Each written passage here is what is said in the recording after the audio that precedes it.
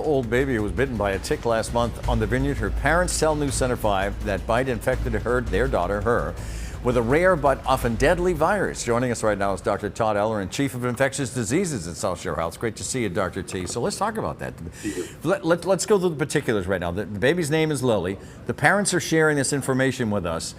She's not your patient, right? So let's check all those boxes, right? That's right. Okay, but we do know from her parents that the doctors suspect that she was infected with Powassan. So is that concerning to you? Oh, it's very concerning, Eddie. Anytime you have a virus that it really is travels to the brain, and this really is, Powassan virus really has a tropism for the brain and the lining of the brain and the spinal cord, what we call the meninges. So it can cause this very serious illness called meningoencephalitis. It's a mouthful, but the bottom line is this: it can cause fevers and then headache, and then very quickly can go on to confusion, what we call mental status changes, and seizures. So because of that, it can be very serious. Is it more alarming because she's a baby, or is it, better is not the right word, but is it better that she's a baby?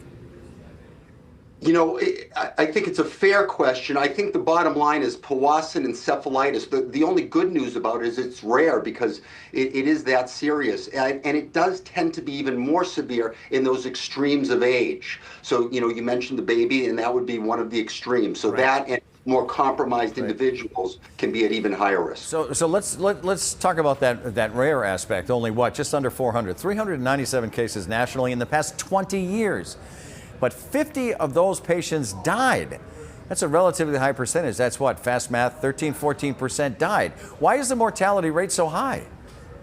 Right. I think it's a little closer to 10%, I'm hoping, but you're right. The mortality is way too high. And the problem is, we don't have effective vaccines to prevent it, and we don't have effective antivirals to treat it. So there's another virus called herpes encephalitis, herpes simplex. That we have an antiviral called acyclovir. We don't have that same type of therapy for Powassan encephalitis. So of course, there is intensive care type treatment that these centers, of course, are giving, and that's very important, and that can certainly help the infant, but no specific antibiotics. I don't want to keep harping on the infant thing, but have you ever heard of a case in an infant or even a child?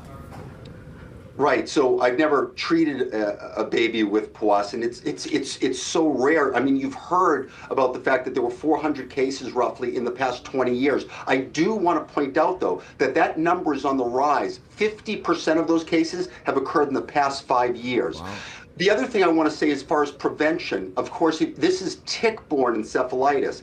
With Lyme disease, that tick has to attach for about 36 hours to get infected. But with Powassan, the tick can be attached for as little as 15 minutes. So it's easier to transmit. But again, most people who get infected don't get the severe illness. That's important. But